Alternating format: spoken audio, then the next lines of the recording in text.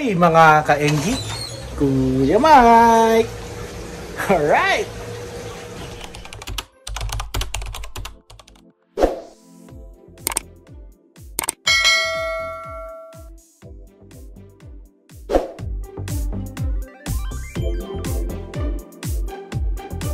Yun mga ka-Engi, no? So welcome back to my channel, no?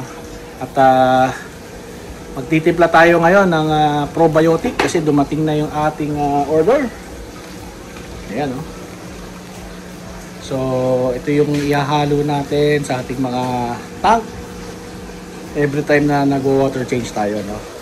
Alright, ito natin titimplahin yung ating probiotic. Linisin mo natin itong tub, no? Kasama nung ating mga lalagyan, no? Itong lalagyan na yan, no, diyan natin lalagay yung mga tubi, no, para sa ating mga tubs. So siyam yan na. Alright, so ito, no, sprayan ko muna ng sabon, no, gasan ko muna to.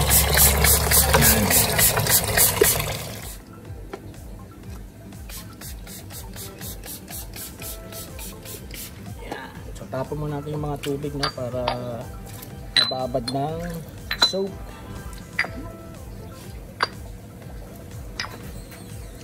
Tapos linisan natin yan, no? Kasi yan natin lalagay yung pagkain ng ating mga alagang gapi.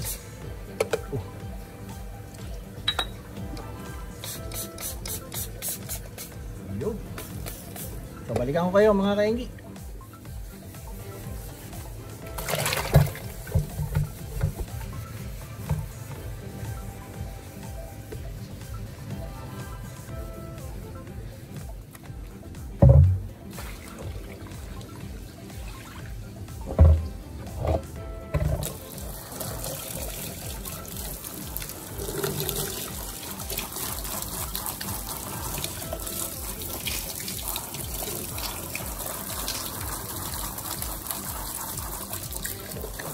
So mga 3 beses natin yan binanlawan, ano, para siguradong malinis, dahil nga probiotic ang ating titimplahin dito. Alright, yun mga ka-Engi, no? So tapos na natin linisan yung ating drum, no? Nandito siya sa likod ko, no? At ngayon ito naman yung ating lilinisan, yung ating paglalagyan ng ating tubi flakes, no? So balikan ko kayo mga ka-Engi, no?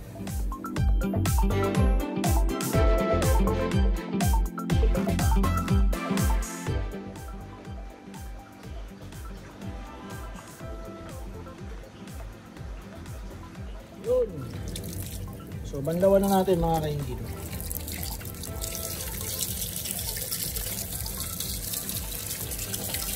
So banlawan lang natin maigi, no? Para walang residue ng sabon. Alright. So mga ka-Engi, no, bilad mo natin sila sa araw para tuyong-tuyo, no? Tsaka mas sterilize na rin yan, no? Kahit pa paano. Total, wala pa naman tayo mga tubig. Alright. So mga ka-Engi, no, gagamit tayo ng airstone dito, no? At i-oxygenize rin natin yan, no? So lagyan mo natin siya ng probiotic, tapos i-dilute natin ng tubig, no? Alright. Mga ka-Engi, ito yung ating probiotic, ano?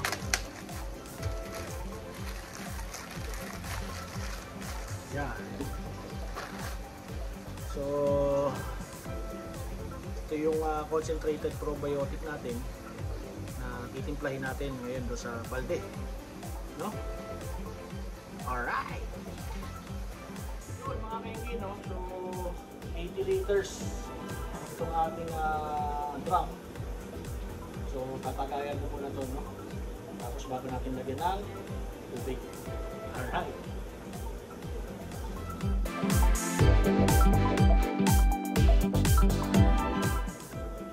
And last one. Alright.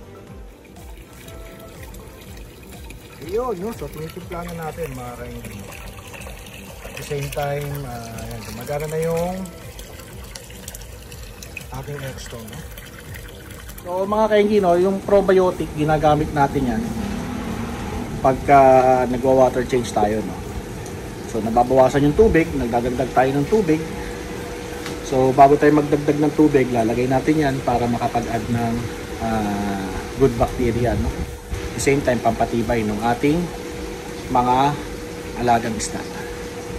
Alright. Yun mga kainggi, no, so ready na, no. Actually puno na pero hindi pa natin yan magagamit, no. Rate lang natin yan ng ilang araw pa, no. At bago natin yan pwede gamitin, no. Alright. So mga kainggi, no, binutasan natin itong takip para matakpan natin yung ating drum, no, ng probiotic. Kasi nga hindi pa naman natin siya gagamitin. At saka para hindi sa pamahayan ng lamok, no. Alright. Good. So nalusot na natin, ano, yung ating hose, no. So lulubog na natin to at para maitakpan na natin. Yon. Yun mga kainggi, so tuyo na to, no.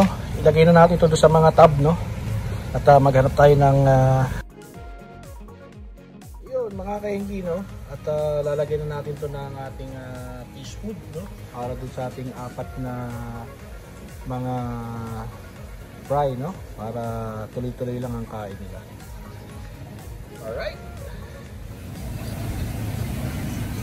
Yan, no. Ganyan lang, no. Konti-konti lang. So, balikan ko kayo, no.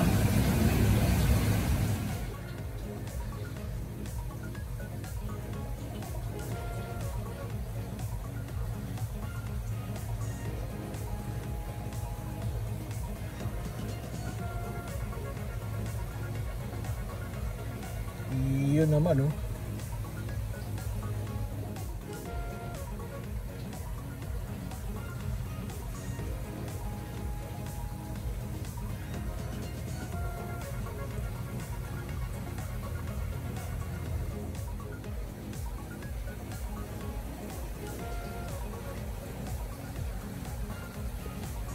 Yun mga kainggi, no. So mas maganda talaga kung may mga cups, no, pag naglagay kayo ng mga tubig o kaya bloodworm, para nandun lang sila sa kung nasan man yung cup, no. At the same time, yan, katulad nito, wala siyang aerator, mamaya tatanggalin natin yan, lilipat natin yan dito sa taas, no, kasi para mas tumagal yung buhay ng ating mga live food, no. Yan. Alright. Yun mga kainggi, oh, yun na yung mga kanilang fish food, no. Ayan, no. Ayun. So tinanggal na natin yung nandito sa baba, no, para hindi mamatay, mapakinabangan pa natin, at least may mga kakainin, no. Yan. Alright. Ayun, mga kainggi, no. So salamat at sinamahan niyo ako, no, sa ating pag-setup ng probiotic. At the same time, yung pag-setup natin ngayon ng mga bagong lalagyan ng ating mga gapi, no. Naglagay tayo ng mga lagayan ng pagkain ng mga live food, no. Alright. So mga kainggi, no, salamat. At shout out nga pala, no, kay Buddy Anli Gapis, no, sa kanyang paggabay, no, pagturo sa akin ng mga anong mga gagawin ko, no, sa ating pag-alaga ng mga gapis. Alright. Siyempre, congratulations nga pala, no, kay Boss RMC, no.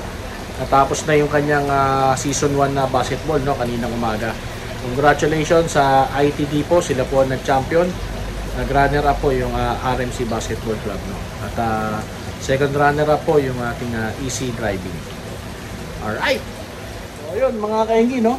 Si Kuya Mike nga pala ay member ng Unified Finest Corps Parañaque Eagles Club ng Eastern Luzon Region 9. Kung gusto nyo po sumali sa aming club, no, mag-comment down below lang kayo or rekta PM na kagad, no, sa aking Facebook account, no. So meron rin kaming FB page, no, yung United Finest Corps Parañaque Eagles Club. Alright. So mga kainggi, alam na this. Bye-bye. Alright.